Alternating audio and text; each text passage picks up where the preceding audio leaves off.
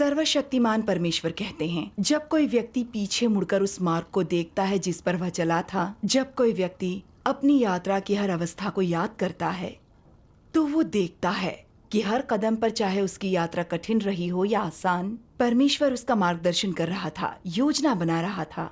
ये परमेश्वर की कुशल व्यवस्थाएं थीं और उसकी सावधानी पूर्वक की गई योजनाएं थीं, जिन्होंने आज तक व्यक्ति की जानकारी के बिना उसकी अगुवाई की है। सृजनकर्ता की संप्रभुता को स्वीकार करने, उसके उद्धार को प्राप्त करने में समर्थ होना कितना बड़ा सौभाग्य है।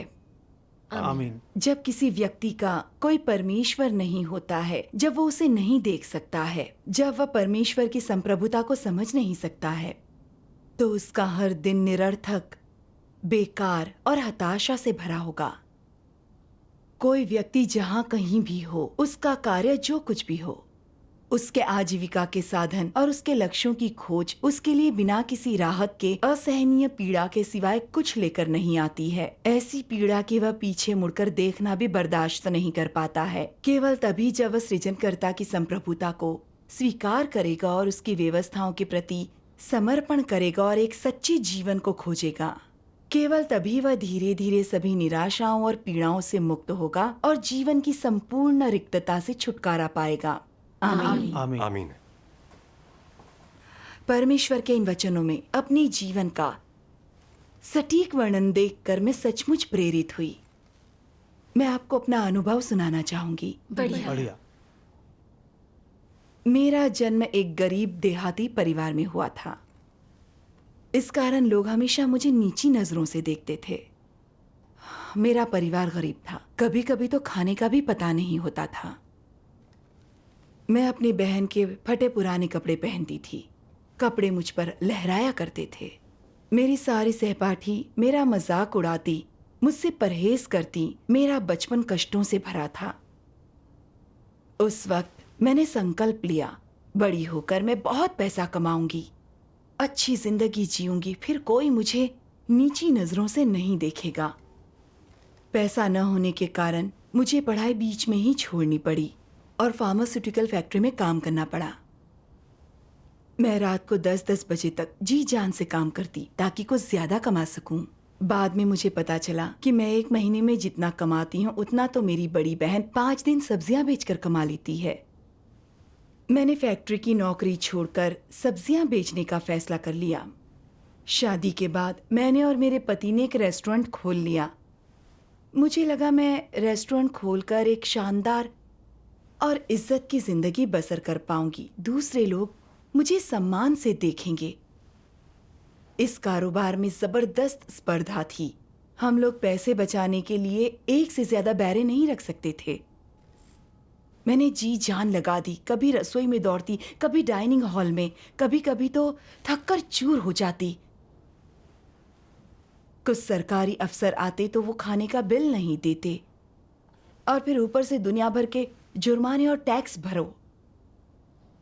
कभी कभी तो वो लोग जुर्माना ठोकने के लिए कोई भी बहाना बना देते और दिन भर की कमाई लेकर निकल जाते। इन सब से मैं बौर आ गई।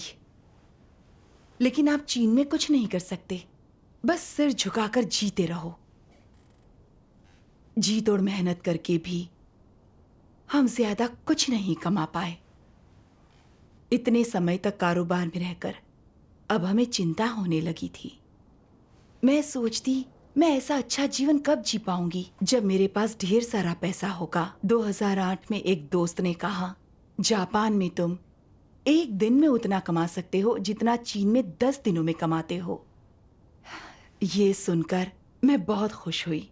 मुझे लगा आखिरकार पैसा कमाने का मौका मिल ही गया। जापान भेजने वाले एजेंट की फीस काफी ज्यादा थी, लेकिन बिना तकलीफ के कुछ नहीं मिलता। जैसे ही हमें जापान में काम मिलेगा, पैसा वसूल हो जाएगा। अपने सपने पूरे करने के लिए मैंने और मेरे पति ने तुरंत जापान जाने का फैसला कर लिया। वहां पहुंचकर हमें रोज 13-14 घंटे काम करना पड़ता था। हम थककर इतना चूर हो जाते कि बस मन करता कि बिस्तर पर पड़कर आराम करें। खाने का भी मन न करता। मेरी कमर में हर वक्त दर्द रहता। इतनी हैसियत नहीं थी कि डॉक्टर को दिखा पाऊं। दर्द को काबू में रखने के लिए दर्दनाशक दवा खाती। दर्द के अलावा हमेशा बॉस की झाड़ पड़ती और सहकर्मी धौंस दिखाते। जब नई नई नौकरी लगी थी तो एक बार मुझसे कोई छोटी सी भूल हो गई। मेरा बॉस मुझ पर बुरी तरह पिल पड़ा। मैं तंग आकर रो पड़ी। मैं और कर ही क्या सकती थी। पैसा कमाने के लिए मैं अपने जज्बात को दबा कर रखती। बार बार खुद को समझाती, अभी हालात मुश्किल जरूर हैं, लेकिन जब कुछ पैसा कमा लूंगी तो लोगों की आंखों में आंखें डालकर बात कर सकूंगी। तब तक हिम्मत रखनी होगी। इस तरह मैं पैसा कमाने की मशीन बनी, दिन भर काम में जुटी रहती। 2015 में मैं काम के बोझ से अचानक बहुत बीमार पड़ गई।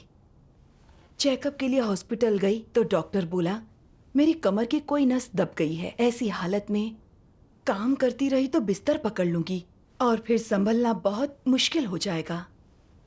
मुझे जैसे करंट लगा हो। मैं एकदम से निढाल हो गई। चीजें ठीक होती हुई और सपना साकार होता दिख रहा था। ऐसे में ये मुश्किल आ गई। मैं ये बर्दाश्त नहीं कर पा रही थी। मैंने सोचा अभी मेरी उम्र ही क्या है, अगर मैं ठान लूं तो इस मुसीबत से उबर सकती हूं।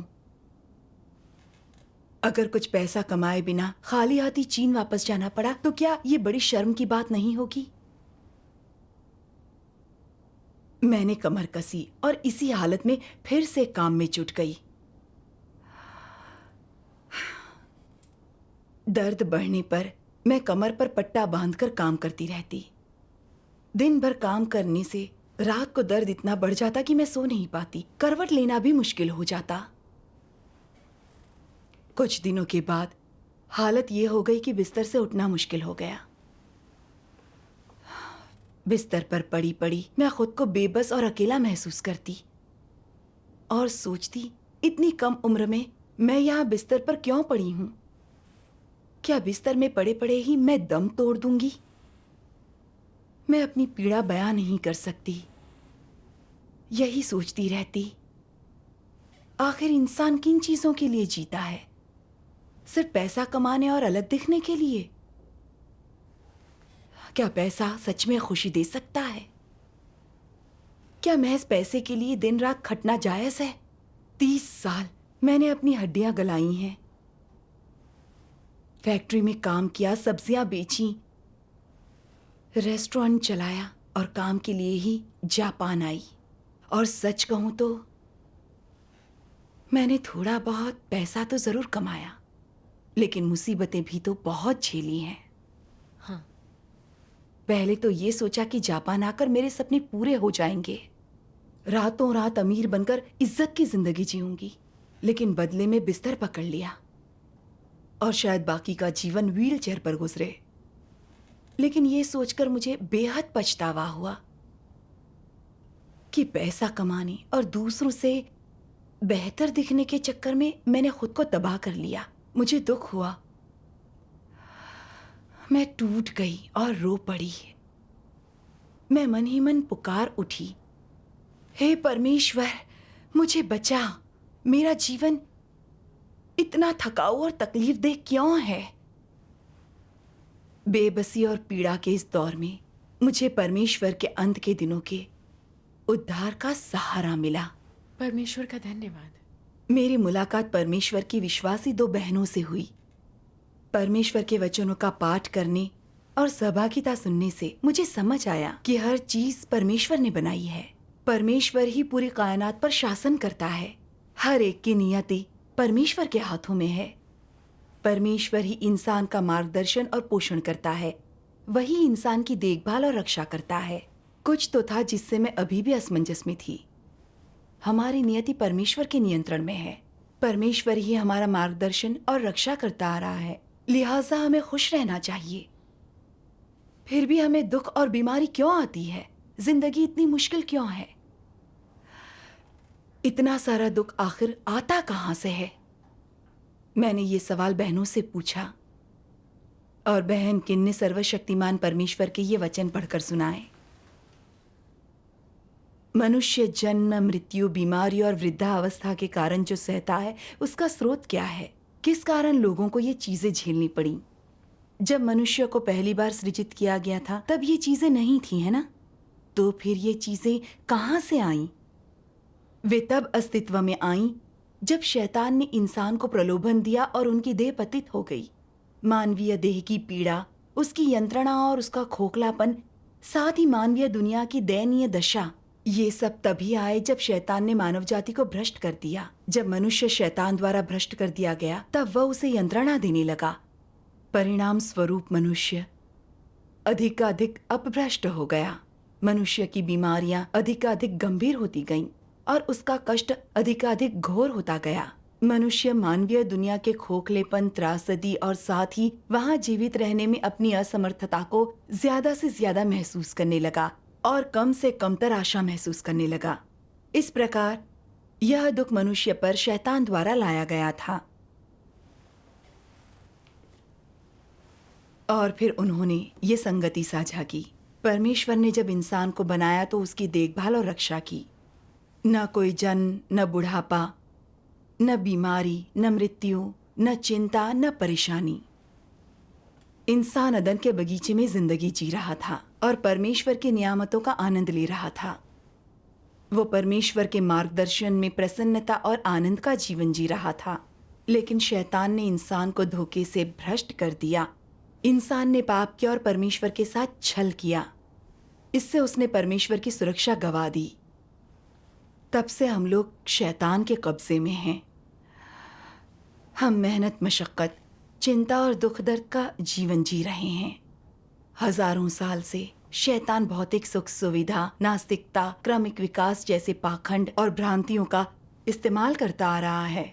लोगों को भटकाने के लिए बड़ी हस्तियों के सूत्र वाक्यों का प्रयोग कर रहा है, जैसे संसार में कोई परमेश्वर नहीं है। व्यक्ति की नियति उसी के हाथ में होती है। स्वर्ग उन्हें नष्ट कर देता है जो स्वयं के लिए नहीं है। भीड़ से ऊपर उठो और अपने पूर्वजों का नाम करो। और अमीर बनने के लिए इंसान कुछ भी कर सकता है। दुनिया पैसों के इशारों पर नाचती है। इन शैतानी भ्रांतियों को स्वीकार कर लोगों ने परमेश्वर के अस्तित्व और शासन को नकार दिया और उसके साथ छल किया। वे और अधिक अहंकारी और दंभी हो गए। वो स्वार्थी, चालाक और दुष्ट बन गया है। शौहरत, रुतबे और धन के लिए लोग षड्यंत्र, लड़ाई झगड़ा और हत्याएं कर रहे हैं। पति पत्नी, यार दोस्त एक दूसरे से कपट और धोखा कर रहे हैं। यहाँ तक कि पिता पुत्र और भाई भाई दुश्मन बनकर एक दूसरे पर हमला कर रहे हैं। हम इंसानियत गवा चुके हैं। ये सच है। शैतान की भ्रांतियों ने इंसान का बहुत नुकसान किया है। अपनी नियति को बदलने के इरादे से लोग अपनी तकदीर से लड़ते हैं। जिंदगी भर लड़कर भी अपनी नियति तो बदल नहीं पाते। हाँ, खुद को जरूर तबाह कर लेते हैं। सही है। शैतान ने इंसान को भ्रमित और भ्रष्ट कर दिया है। हम मेहनत करके देह और दिमाग को तोड़ डालते हैं। दुनिया भर की बीमारियां और कष्ट बढ़ रहे हैं। ये परेशानियां हमें एहसास दिलाती हैं कि दुनिया में जीना बहुत मुश्किल है। ये सब शैतान द्वारा भ्रष्टता के बाद ही हुआ है। शैतान हमें नुकसान पहुंचा रहा है। यह परमेश्वर को नकारने और उसे धोखा देने का भी नतीजा है। हाँ। बहन किन की संगति से मैंने जाना कि इंसान की बीमारी की मुख्य वजह शैतान है। शैतान से भ्रष्ट होकर हमने परमेश्वर की सुरक्षा गंवा दी और बीमारियों और परेशानियों को दावत दे बैठे। फिर बहन ने कहा, परमेश्वर शैतान द्वारा इंसान के साथ खिलवाड़ सह नहीं पाता। उसने इंसान के छुटकारे और बचाव के लिए 2 बार देह धारण किया। पहली बार उसने प्रभु यीशु के तौर पर देह धारण किया, हमें पाप से छुटकारा दिलाने के लिए। पाप बलि के रूप में सूली पर चढ़ा। प्रभु यीशु में विश्वास रखकर हमारे पाप माफ कर दिए जाते हैं, लेकिन हमारी प्रकृति पापमयी ही रहती है। हम अभी भी पूरी तरह से पाप मुक्त नहीं हुए हैं। सच है। परमेश्वर ने एक बार फिर से सत्य व्यक्त करने, न्याय और शुद्धिकरण के कार्य हेतु अंत के दिनों में देह धारण किया है, ताकि हम शैतान से बचाए जा सकें और पाप को खत्म कर शुद्ध किए जा सकें, जिससे हम परमेश्वर के राज्य में ले जाए जा सकें। आमीन। परमेश्वर के वचन पढ़कर हम सत्य का ज्ञान प्राप्त कर सकते हैं।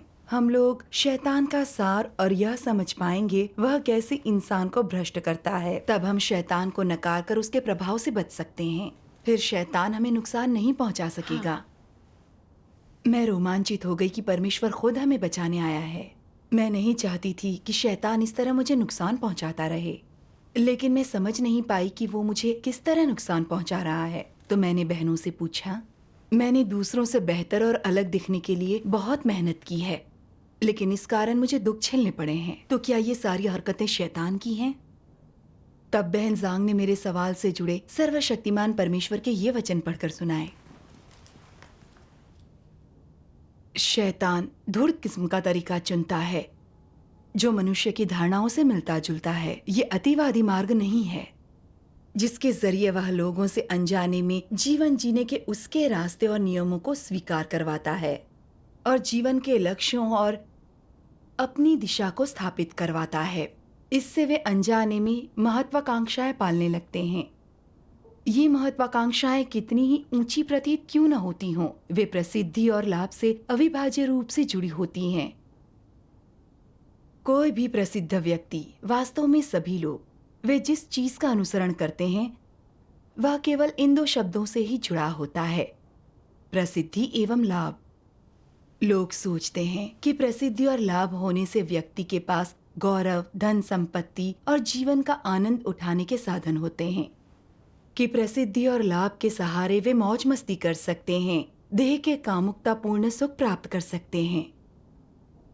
इस प्रसिद्धि और लाभ जो मनुष्य को इतना प्यारा है के लिए लोग स्वेच्छा से, यद्यपि अनजाने में, अपने शरीरों, मनों व सब जो उनके पास है, अपने भविष्य एवं अपनी नियतियों को शैतान के हाथों में सौंप देते हैं। लोग इसे बिना हिचकिचाहट सदैव करते हैं और इन्हें पुनः प्राप्त करने के लिए अनजाने में ऐसा करते हैं। क्या लोगों के पास तब भी स्वयं पर कोई नियंत्रण होता है जब वे शैतान की शरण ले लेते हैं और उसके प्रति वफादार हो जाते हैं? कदापि नहीं। उन्हें पूरी तरह से और सर्वथा शैतान के द्वारा नियंत्रित किया जाता है। साथ ही वे पूरी तरह से और सर्वथा दलदल में धंस गए हैं और स्वयं को मुक्त कराने में असमर्थ हैं। एक बार जब कोई प्रसिद्धि एवं लाभ के दलदल में पड़ जाता है तो वह आगे से उसकी खोज नहीं करता है जो उजला है, जो धार्मिक है, या वे चीजें जो सुंदर और अच्छी हैं, क्योंकि प्रसिद्धि और लाभ की मोहक शक्ति बहुत बड़ी है। जीवन पर्यंत या अनंत काल तक भी उनका अनुसरण किया जा सकता है। क्या यह सत्य नहीं है? ये सच है। इंसान के विचारों को नियंत्रित करने के लिए शैतान प्रसिद्धि और लाभ का प्रयोग करता है ताकि इंसान उन्हीं के बारे में सोचे। वे प्रसिद्धि और लाभ के लिए संघर्ष करते हैं, मुश्किलें और अपमान सहते हैं। प्रसिद्धि और लाभ के लिए कोई भी त्याग कर सकते हैं, फैसला ले सकते हैं। इस तरह से शैतान लोगों को अदृश्य बेड़ियों से बांध देता है और उनके पास इन्हें उतार फेंकने की न तो सामर्थ्य होती है, न ही साहस होता है। वे अनजाने में इन बेड़ियों को ढोते हैं और बड़ी कठिनाई से पांव घसीटते हुए आगे बढ़ते हैं। ये वचन पढ़कर उन्होंने संगति की कि कैसे शैतान इंसान को भ्रष्ट करने के लिए शोहरत और लाभ का इस्तेमाल करता है।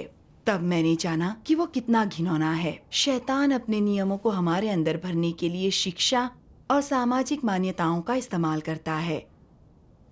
जैसे तुम जितना अधिक सहोगे उतना अधिक सफल होगे। अगर इज्जत चाहिए तो फिर कष्ट उठाओ। और दुनिया पैसों के इशारों पर नाचती है। इन नियमों के धोखे में आकर लोगों को लगता है पैसे के बिना जीना मुश्किल है।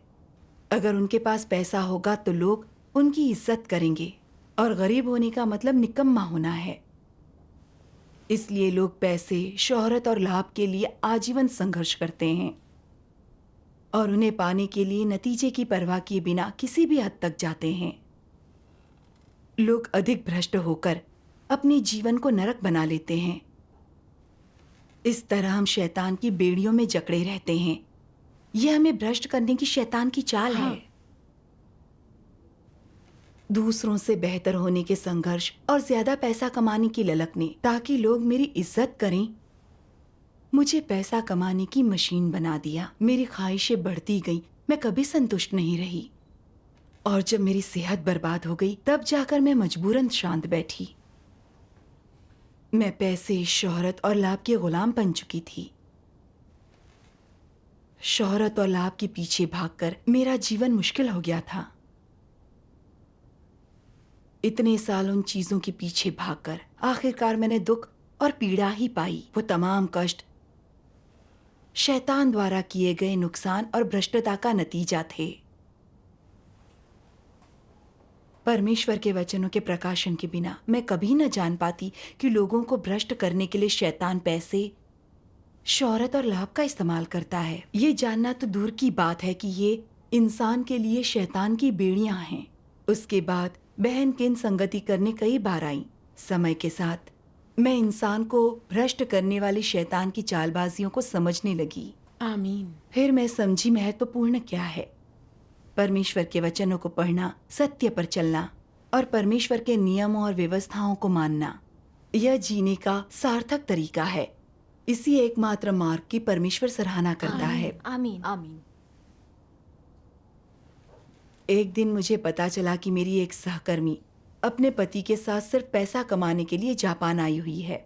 हालांकि उन्होंने पैसा जरूर कमाया था, लेकिन पति की सेहत खराब होने के कारण उन्हें इलाज के लिए चीन वापस जाना पड़ा। उसे आखिरी चरण का कैंसर निकला। उसका परिवार भय और दुख में जी रहा था। उसकी बदकिस्मती में मैंने जीवन की क्षणभंगुरता और मूल्य को गहराई से महसूस किया। अगर जीवन ही ना रहे तो धन कमाने का क्या फायदा? क्या पैसे से जीवन मिल सकता है? मैंने सर्वशक्तिमान परमेश्वर के वचनों को पढ़ा। लोग अपना जीवन धन, दौलत और प्रसिद्धि के लिए बिता देते हैं। वे इन तिनकों को यह सोचकर पकड़े रहते हैं कि केवल यही उनके जीवन का सहारा है, मानो कि उनके होने से वे निरंतर जीवित रह सकते हैं और मृत्यु से बच सकते हैं। परंतु जब मृत्यु उनके सामने खड़ी होती है, केवल तभी उन्हें समझ आता है कि ये चीजें उनकी पहुंच से कितनी दूर हैं। मृत्यु के सामने वे कितने कमजोर हैं। वे कितनी आसानी से बिखर जाते हैं। वे कितने एकाकी और असहाय हैं और वे कहीं से सहायता नहीं मांग सकते हैं। उन्हें समझ आ जाता है कि जीवन को धन, दौलत और प्रसिद्धि से नहीं खरीदा जा सकता है, कि कोई व्यक्ति चाहे कितना ही धनी क्यों न हो, उसका पद कितना ही ऊंचा क्यों न हो, मृत्यु के सामने सभी समान रूप से कंगाल और महत्वहीन हैं। उन्हें समझ आ जाता है कि धन दौलत से जीवन नहीं खरीदा जा सकता है। प्रसिद्धि मृत्यु को नहीं मिटा सकती है। न तो धन दौलत और न ही प्रसिद्धि किसी व्यक्ति के जीवन को एक मिनट या एक पल के लिए भी बढ़ा सकती है।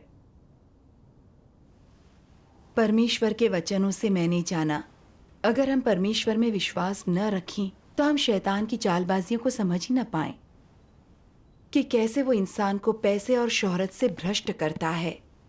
हम इस भंवर जाल से निकल ही नहीं पाते। हम शैतान के हाथों इस कदर बेवकूफ बन जाते हैं कि अपना जीवन बर्बाद कर लेते हैं। कैसी विडंबना है।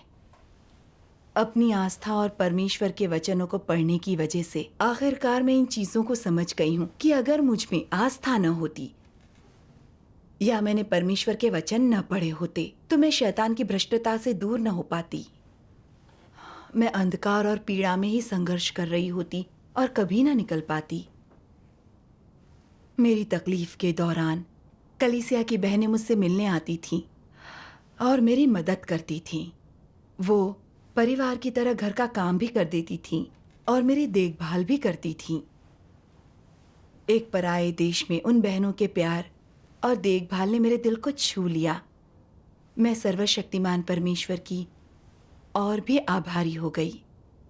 परमेश्वर का धन्यवाद। धन्यवाद। आमीन। परमेश्वर की देखभाल और सुरक्षा में मैं कब ठीक हो गई मुझे पता भी नहीं चला। फिर मैंने सर्वशक्तिमान परमेश्वर के वचनों में ये पढ़ा,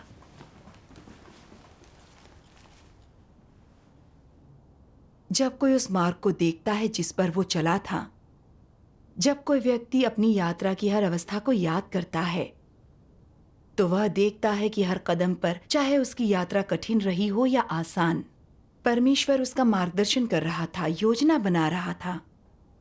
ये परमेश्वर की कुशल व्यवस्थाएं और योजनाएं थीं, जिन्होंने आज तक व्यक्ति की जानकारी के बिना उसकी अगुवाई की है।